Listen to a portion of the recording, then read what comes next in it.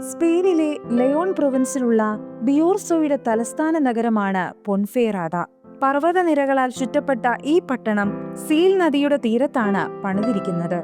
ഈ ചെറിയ സ്പാനിഷ് പട്ടണത്തിൽ ദിവ്യകാരുണ്യ ഭക്തി പുലർത്തിയിരുന്ന ഹുവാൻ ദെ ബെനേവാൻഡെ തന്റെ ഭാര്യയോടൊപ്പം ജീവിച്ചിരുന്നു. അനുദിന ബലിയർപ്പണം അദ്ദേഹം മുടക്കാറില്ലായിരുന്നു. ഒരു ദിവസം പരിശുദ്ധമായ വെള്ളി കൊണ്ട് പണിതിരിക്കുന്ന വിലയേറിയ കുസ്തോതിയിൽ അദ്ദേഹത്തിന്റെ കണ്ണുകൾ ഉടക്കി.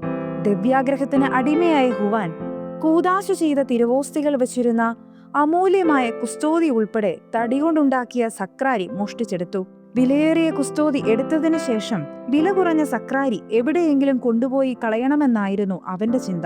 സക്രാരി സീൽ നദിയിൽ ഒഴുക്കിക്കളയാനായി സക്രാരിയുമെടുത്ത് നദിയുടെ അടുത്തേക്ക് പോകാൻ ശ്രമിച്ചപ്പോൾ സക്രാരിയുടെ ഭാരം ക്രമാതീതമായി വർദ്ധിച്ചതിനാൽ എടുക്കാൻ പോയിട്ട് അതൊന്ന് അനക്കാൻ പോലും ഹുവാന് സാധിച്ചില്ല. വലിയ ഹൃദയഭാരത്തോടെ അവൻ വീട്ടിലേക്ക് മടങ്ങി. മോഷ്ടിച്ചെടുത്ത വസ്തുക്കൾ വീട്ടിൽ ഒളിപ്പിച്ചു വെച്ചു. ഈ സംഭവത്തെക്കുറിച്ച് ഒരു വാക്കുപോലും തന്റെ ഭാര്യയോട് അദ്ദേഹം പറഞ്ഞില്ല. രാത്രിയിൽ സൂക്ഷിച്ചുവെച്ച സക്രാരിയിൽ നിന്നും അതിസാധാരണമായ പ്രകാശകിരണങ്ങൾ പുറപ്പെട്ടത് അദ്ദേഹത്തിന്റെ ഭാര്യയുടെ ജിജ്ഞാസയെ ഉണർത്തി. തിരുപ്പാത്രങ്ങൾ വാങ്ങുന്ന ഒരു കച്ചവടക്കാരനെയും ഹുവാനെ കണ്ടുമുട്ടാൻ സാധിച്ചില്ല.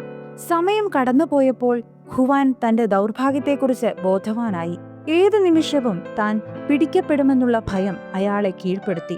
അതിനാൽ ഏതൊരു മോഷ്ടാവിനെയും പോലെ പിടിക്കപ്പെടാതിരിക്കുവാനായി മോഷണ വസ്തുക്കൾ എങ്ങനെയെങ്കിലും ഒഴിവാക്കി കിട്ടിയാൽ മതിയെന്ന ചിന്തയായി അവന്. അതുകൊണ്ട് കാളപ്പോര് നടക്കുന്ന വയലിലെ മുൾച്ചെടികൾക്കിടയിൽ തിരുവോസ്തിയടങ്ങിയ കുസ്തോതി ഉൾപ്പെടെ സക്രാരി മണ്ണിൽ കുഴിച്ചിട്ടു. രാത്രിയിൽ ആ ഭാഗത്ത് നിന്ന് പ്രകാശവീചികൾ ഉയരുന്നതും പകൽ സമയത്ത് ചില പ്രത്യേകതരം പ്രാവിൻകൂട്ടങ്ങൾ ആ ഭാഗത്ത് പറന്നു നടക്കുന്നതായും പലരുടെയും ശ്രദ്ധയിൽപ്പെട്ടു. ഒരു മില്ലുടമയായ നോഗോലോദോ മുൾച്ചെടികൾക്കിടയിൽ ചെന്ന് അതിസ്വാഭാവികമായ പ്രതിഭാസത്തിന്റെ കാരണം അന്വേഷിച്ചപ്പോൾ സക്രാരിയും അതിലെ അമൂല്യ വസ്തുക്കളും കണ്ട് അത്ഭുതപ്പെട്ടു. ഈ സക്രാരിയിൽ നിന്നുമാണ് രാത്രിയിൽ പ്രകാശകിരണങ്ങൾ പുറപ്പെട്ടത് എന്ന് അദ്ദേഹത്തിന് മനസ്സിലായി. പരിഭ്രാന്തനായ അദ്ദേഹം പൊൻഫെറാദ ഇടവ വികാരിയെ ചിന്ത കണ്ട് ഇതെല്ലാം അറിയിച്ചു. വൈദികൻ വിശ്വാസികളുടെ അകമ്പടിയോടെ വളരെ ആഘോഷമായ സക്രാരിയും കുസ്തോതിയും ദിവ്യകാരുണ്യവും ദേവാലയത്തിലേക്ക് കൊണ്ടുവന്നു. പ്രതീക്ഷിച്ചതുപോലെ പശ്ചാത്താപ വിവശനായ ഹുവാൻ മുട്ടുകുത്തി നിന്ന് കരുണയ്ക്കായി മാപ്പപേക്ഷിച്ചു.